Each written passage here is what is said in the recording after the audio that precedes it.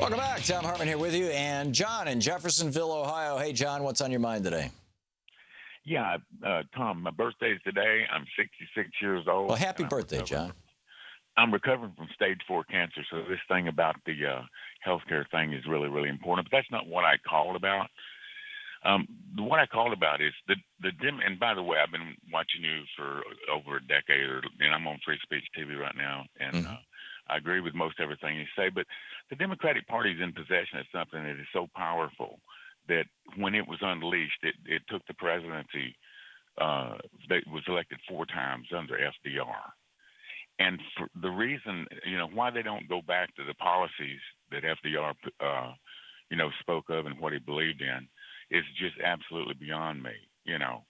And one of the things that when I discuss things with people that, they say there's no difference between the parties. And my position is that if we did go back those policies, we might lose a Joe Manchin or a Tester. That is possible.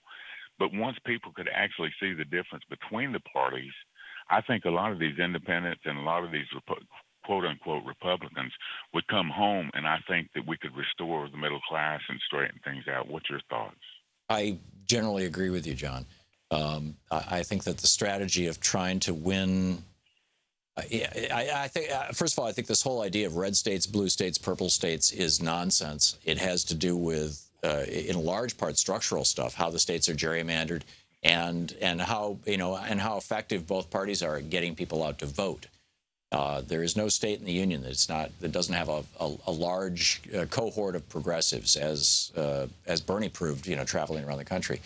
And he's now just doing red states. And I think that that's an absolutely brilliant strategy, and the Democratic Party should pursue it even farther, and and go after the red states. And yeah, we need FDR Democrats. I'm completely with you. It's why I keep encouraging people who hold the values of FDR and of LBJ, setting aside the Vietnam War, but the Great Society and the New Deal.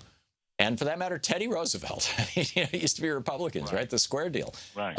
People who hold those values need to get inside the party, and whether they're running for public office or whether they're going to become precinct committee people and write the party plank and the platform and the planks in the platform and choose who's going to run in the primaries.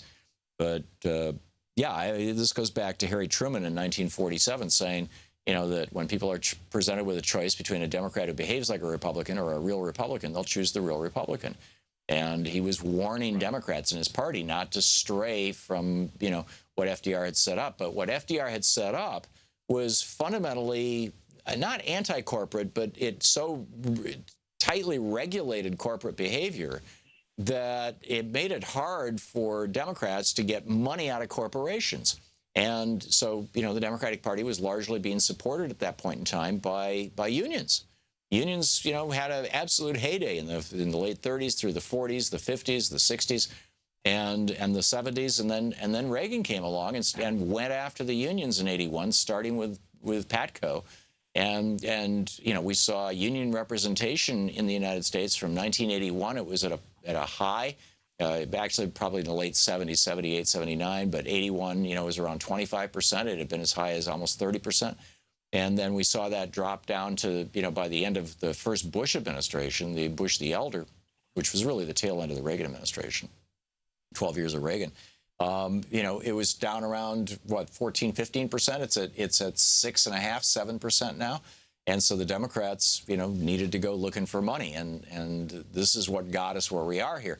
And they needed to go looking for money because of the Supreme Court decision. And so, what we really need to do is overturn that Supreme Court decision, and say, sorry, everybody's on a level playing field here, and let the truth win rather than whoever's got the billionaires' dollars. John, thanks for the call. It's a serious issue.